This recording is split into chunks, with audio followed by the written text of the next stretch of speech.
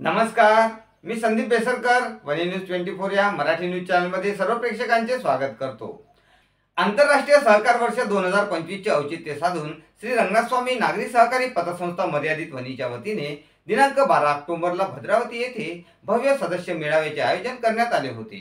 सहकाराचे महत्त्व अधोरेखित करणे, संस्थेच्या प्रगतीचा आढावा घेणे आणि सभासदांशी संवाद साधणे हा या मेळाव्याचा मुख्य उद्देश होता, ज्याला सभासदांनी मोठ्या प्रमाणात प्रतिसाद दिला।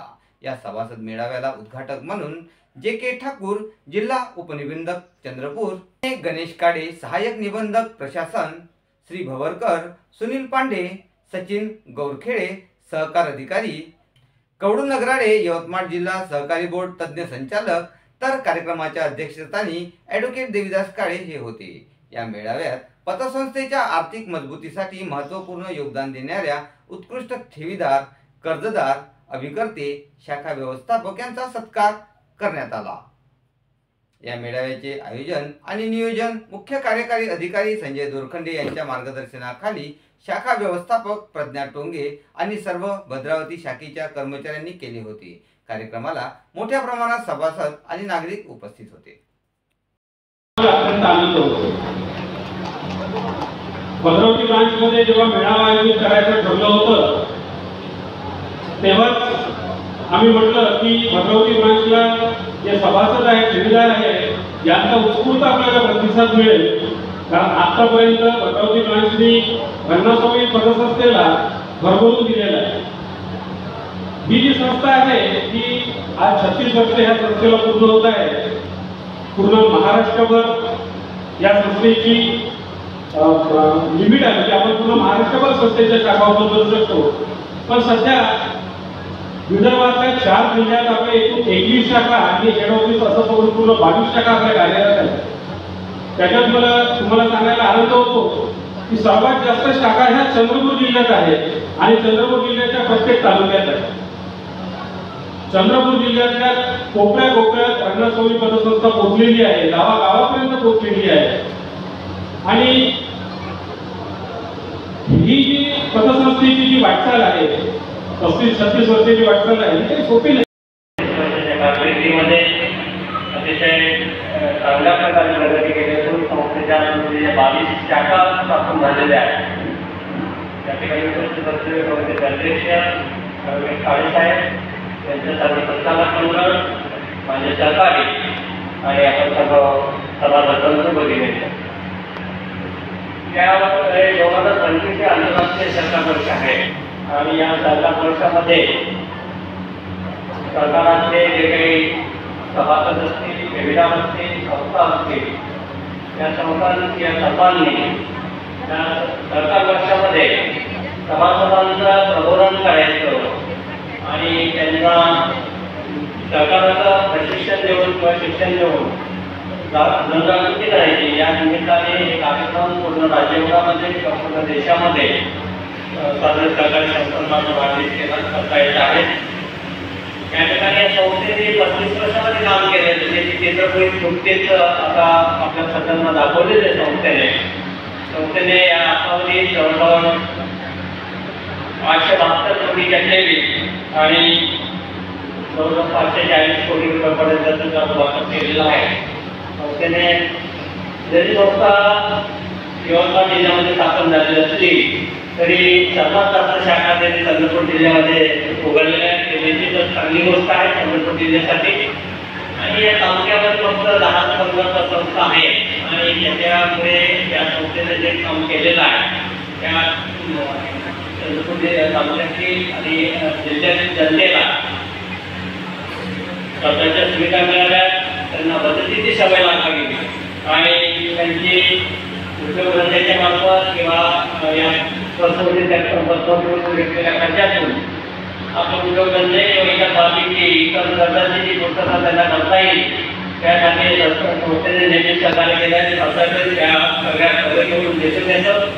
प्रामुख्याने सांगू इच्छितो की आपल्या इथे भद्रावतीला काम करताना पाहिलं की तुमच्याकडे तुमच्या शाखेतर्फे व तुमच्या कर्मचाऱ्यांतर्फे त्यांनी तसंच राज्यस्तरीय संस्थांसोबत आपल्याला एक मागचं येत नाही की आपण काम करत नाही, पण तुमच्या शाखा व्यवस्थापक श्री प्रज्ञाताई टोंगे इतर कर्मचारी यांनी सातत्याने कायम निवडणूक कार्यालयाशी संपर्क ठेवून ती जवळीक सहकारी विभागाची जी जवळीक आहे ती नेहमी जपलेली आहे. त्यामुळे आजचा या कार्यक्रमाचा आम्हाला जे बोलवलं त्यानिमित्तानं मी आपले खूप खूप आभार व्यक्त करतो. समस्त सभासदांचे, प्रतिष्ठित नागरिक व उपस्थित मान्यवरांचे मी स्वागत करते.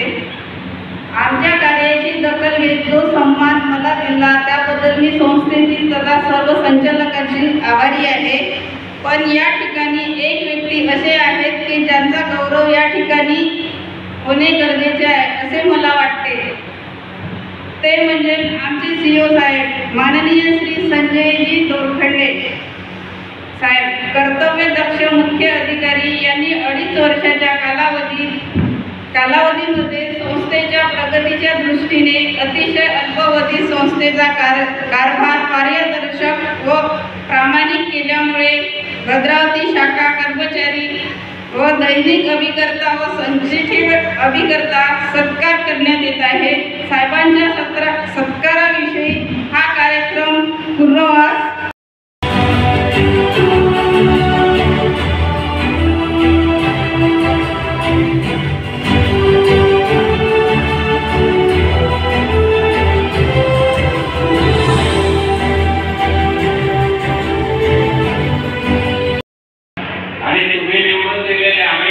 संचालक मंडळ हे मालक नाही, एक विश्वस्त आहे. आमची भूमिका ट्रस्टी म्हणून तुम्ही ठेवलेल्या ठेवी सुरक्षित राहाव्या, त्या ठेवीचा उपयोग योग्य पद्धतीने व्हावा अशा प्रकारची भूमिका ही संचालक मंडळाची आहे. मी जसं या रंगनाथ संस्थेमध्ये संचालक आहे तसंच दुसरी एक वसंतजी कृषी फॅक्टरी आहे तिथे मागे 30 वर्षांपासून संचालक. सभासद शेतकरी हा कारखाना झाला पाहिजे ही भूमिका घेऊन 1965 मध्ये त्यावेळेस 10,000 रुपये लोकांकडून गोळा करून 5 लाख रुपये 65 मध्ये गोळा केले आणि 65 मध्ये वलीला एक फॅक्टरी विकत घेतली 5 लाखामध्ये जिनिंग प्रेसिंग फॅक्टरी. आज शेतकरी कारखानदार झाला, सभासद 10 रुपयाला सभासद हा कारखानदार झाला. ही किमयात सहकार क्षेत्रामध्ये होऊ शकते. आज वलीला वसंत जिनिंग प्रेसिंग फॅक्टरी जी आहे त्याच्या जिनिंग प्रेसिंग फॅक्टरी 5 झालेल्या आहे. वलीला 2 ठिकाणी आहे, कुडवनला आहे, मारेगावला आहे, नारळीला आहे. अशा 5 ठिकाणी कारखाने आहेत. सरकारातून काय घडलं जातं, घडवलं जातं याचं उत्तम उदाहरण विदर्भातली प्रसिद्ध असलेली वसंत जिनिंग फॅक्टरी आहे. स्वतःच्या मालकीचे दुर्गम मंगल कार्यालय वर्षाला त्या दोन्ही मंगल कार्यालयातून 45 लाख रुपये उत्पन्न लग्नाच्या माध्यमातून जे करतात त्यांना मिळतं. तर सहकारात करण्याला गरज आहे. यासुद्धा तुमच्या सहकारी बँका स्थापन झाल्या. चंद्रपूर जिल्हा सहकारी बँक असो, यवतमाळ सहकारी बँक असो, या सभासदांमार्फत स्थापन झालेल्या पतसंस्था तशीच आहे. पतसंस्था सुद्धा तुम्हाला सांगितलं बऱ्याच जणांनी.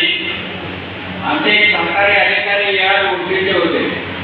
त्यांनी म्हटलं तुम्ही 100 रुपयाचे 250 मेंबर जर 24 तासाच्या करून आणून दिले तर मी तुम्हाला एका दिवशी या संस्थेचं रजिस्ट्रेशन देईल. आम्ही त्या काळामध्ये 250 मेंबर 5 वार्डापुरती संस्था स्थापन केली, फक्त 5 वार्डात. आणि 250 मेंबर 100 रुपयाचे एका दिवशी केले आणि आम्हाला दुसऱ्या दिवशी रजिस्ट्रेशन मिळालं. या संस्थेची सुरुवात इथून झाली 10 बाय 10च्या खोलीवरून.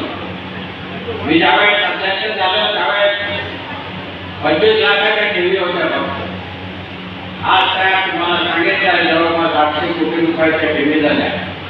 संस्थेच्या अध्यापक दोन इमारती बनेला जवाहर परिसरात एक 3 मजली बिल्डिंग आहे, दुसऱ्या इथं महाराष्ट्र बँक आहे त्याच्या बाजूला लावत असलेली इमारत, तिथं 3 मजली इमारत संस्थेची स्वतःच्या नामची त्या इमारती आहे. तर सभासदांसाठी आपण जर करायचं ठरवलं तर बऱ्याच गोष्टी करू शकतो.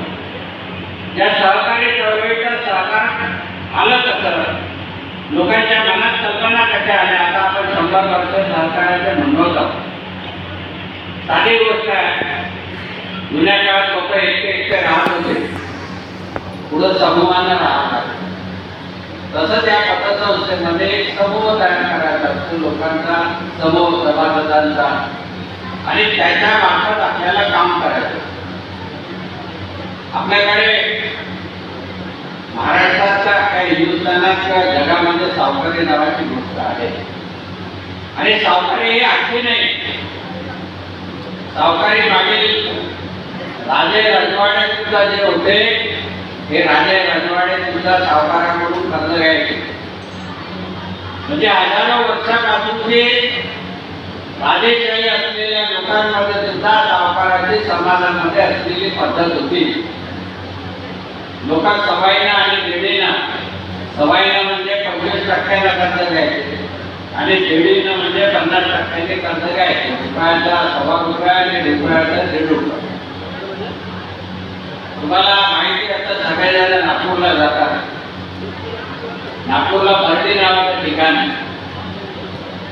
बर्डी माहिती आहे, जवळजवळ सगळ्या लोकांना माहिती असेल नागपूरला बर्डी. ही जे बर्डी आहे, बर्डी परिसरात त्याच्या सभोवताली मोठे भिंत आणि मोठे 4 दरवाजे, पूर्व पश्चिम उत्तर दक्षिण असे किल्ल्याला जसे दरवाजे राहतात तसे दरवाजे, आणि त्याच्या आत सावकार बसायचा. त्या सावकाराचं नाव होतं सुट्टी सावकार. जुन्या काळामध्ये, इंग्रजाच्या काळामध्ये त्याच्याकडे 26 दिवाणी इकडून 26 दिवाणी तिकडून असे पेटी घेऊन बसायचे आणि पूर्ण विदर्भात त्याचे सावकारी होते. चांदीचे शिक्के इंग्रजांच्या काळातले बंड्या भरू आणायचे आणि 52 दिवाणी सावकारीचा हिशोब कारभार करायचे. तुमच्या भद्रावती तालुक्यात आमच्या वडील त्यांच्या जमिनी होत्या, शेती होती, घरदार होती, आणि हा सावकार एवढा श्रीमंत होता. यांचं एक जुनं पत्र सापडलं, जे जुन्या काळामध्ये इलुस्ट्रेट वीकली नावाच्या पेपरमध्ये, मासिकामध्ये छापून आलं. त्यावेळेस इंग्रजांच्या विरोधात बंड करून लढाईची भूमिका काही राजे महाराजांनी घेतलेली होती, आणि त्याच्यामध्ये एक पत्र पेशवेने लिहिलेलं होतं बुद्धी सावकाराला. आणि बुद्धी सावकाराने सांगितलं होतं त्यावेळेस 1,00,000 सैनिकांना 1 वर्ष पुरल एवढा अन्नधान्य देण्याची क्षमता आणि तेवढं कर्ज देण्याची ताकद त्यावेळेच्या बुद्धी सावकाराकडे. म्हणजे सावकारी किती मोठ्या प्रमाणात होती. हे सावकारी नष्ट करायचे असेल आणि कमी व्याज दराचा जर लोकांना पैसा मिळत असेल तर आपल्याला सावकारी नष्ट करायचं काम सहकारी बँका आणि सहकारी पतसंस्थेनं करण्याचं काम केलं. सहकारी संस्था बरंच काही करू शकतात. सहकाराने मनात आणलं शिक्षण क्षेत्रात काय, आर्थिक क्षेत्रात काय, इतरही ठिकाणी आपल्याला फार मोठ्या प्रमाणामध्ये सहकार्यातून विकास साधता येतो. आज एकूण बँकेच्या ठेवी किती आहे? 7213 कोटीच्या ठेवी आहे. त्यापैकी सहकारी बँकेमध्ये ठेवी किती आहे? 6 लाख कोटी ठेवी आहे. पतसंस्थेमध्ये सुद्धा किती ठेवी आहे? 6 लाख कोटी महाराष्ट्रामध्ये ठेवी आहे. म्हणजे एकीकडे आपण सांगतो ती डुबली संस्था, तिथं लफडा झाला, तिथं भांडण झाले, परंतु अजूनही लोकांचा विश्वास या सहकार क्षेत्रावर आहे. म्हणून लोक पतसंस्थेमध्ये, सहकारी बँकेमध्ये त्यांचे पैसे सुरक्षित अशा प्रमाणामध्ये ठेवतात. तेव्हा ते कारण आहे.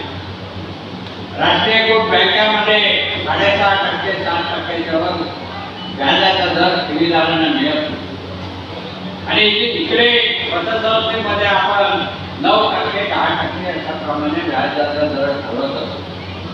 व्याजाचे दर ठरवताना सुद्धा सहकार क्षेत्राने काही बंधनं लागले. तुम्हाला ते पाळायचे आहे. इथं आकर्षक व्याजदर असेल 11.5, 12, 13, 14, 15, 3 वर्षात दामदुप्पट मनी ग्रोथ स्कीम, जुन्या काळामध्ये निघाल्या होत्या स्कीम, संचयी सेवी, मला वाटते अख्ख्या विदर्भामध्ये त्यांचे पैसे लोकांकडे डुबले आहेत. पण संचयी त्याच्यात डुबले आहे, कारण त्याच्यामध्ये मोठ्या प्रमाणामध्ये कमिशन देऊन एजंट मार्फत पैसा गोळा केला जात होतो आणि तो पैसा परत कधी आला नाही. अनेकांच्या कोर्ट केसेस कचेऱ्या सुरू आहे. जिथं आकर्षक जास्त प्रमाणामध्ये लोभीपणा तुम्ही केला तर तुम्ही फसल्याशिवाय राहणार नाही ही गॅरंटी.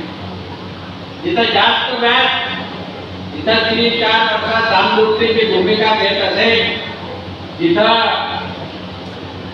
आता काही आहे पतसंस्था सुद्धा बँकांना फिरवण्याचा एजंट लोकांना. आमच्याकडे पतसंस्था आहे, त्याचे मालक म्हणजे डायरेक्टर आणि कोण कुठं राहते माहीत नाही, परंतु लाख रुपये ठेवी द्या त्या एजंटला 10,000 रुपये कमिशन देतात. ते कधी शक्य नाही की त्याच्या ठेवी तुमच्या फसल्याशिवाय राहणार नाही याची मला खात्री आहे.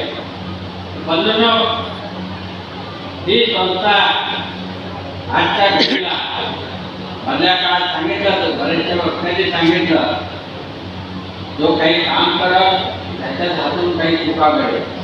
आमच्याकडे काही कर्मचाऱ्यांनी कॉम्प्युटरच्या युगामध्ये खोडाकाळ करून ते चालवून कॉम्प्युटर पैसे खाण्याचा प्रकार झाला. आम्ही ऑडिट केला आणि ऑडिट करून त्याच्याकडून ते पैसे वसूल केले आणि नोकरीवरून काढून दिले. नोकरीवरून काढल्यामुळे ती मंडळी नाराज झाली आणि त्यांनी तक्रारीचा एक ग्रुप लावला, प्रेस कॉन्फरन्स घेतली, संस्था ठेवली, काही खरं नाही लोकांचं. आणि आम्ही खरंच लोकांनी इतका काही प्रचार केला की मी 7 दिवसात 125 कोटी रुपये वापस दिले. पैसे तुमचे सुरक्षित होते म्हणून देऊ शकलो. ज्या कर्मचाऱ्यांनी हा प्रकार केला त्यांनी जुन्या बऱ्याच्या तक्रारी केल्या. गुन्हामावळी तुम्हाला त्याबद्दल सविस्तर माहिती दिली, परंतु कुठल्या अफवावरही विश्वास ठेवू नका. आज मेळावा घेण्याचा उद्देश आपले 2-3 गोष्टी आहेत. सध्या मेळाव्याला किती लोक आले हे फार महत्वाचं नाही, परंतु प्रत्येक सभासदाकडे आमचा कर्मचारी जाऊन पोहोचला, त्याची विचारपूस केली, मग त्याचा घर बदलला आहे का याची चौकशी केली, त्याचा मोबाईल नंबर बदलला आहे का त्याची चौकशी केली, जो कर्जदार आहे त्या कर्जदाराकडे गेला आणि त्याला विचारलं की जर थकीत पैसे असेल तर भरून टाका. ज्याचे ठेवीदार आहे त्यांना त्यांची घरं पाहिली. या निमित्ताने पतसंस्थेचा प्रत्येक सभासदाकडे जाऊन जनसंपर्क वाढवला आणि त्यांची विचारपूस केली. हे सगळ्यात जास्त महत्वाचं काम आहे आणि हे काम आम्ही सगळ्याच ठिकाणी जिथे जिथे शाखा आहे त्या ठिकाणी सभासदांचे मेळावे घेऊन आम्ही करतोय. सहकार कार्यामध्ये बरेचसे बदल झालेले. सहकार कार्य म्हणतो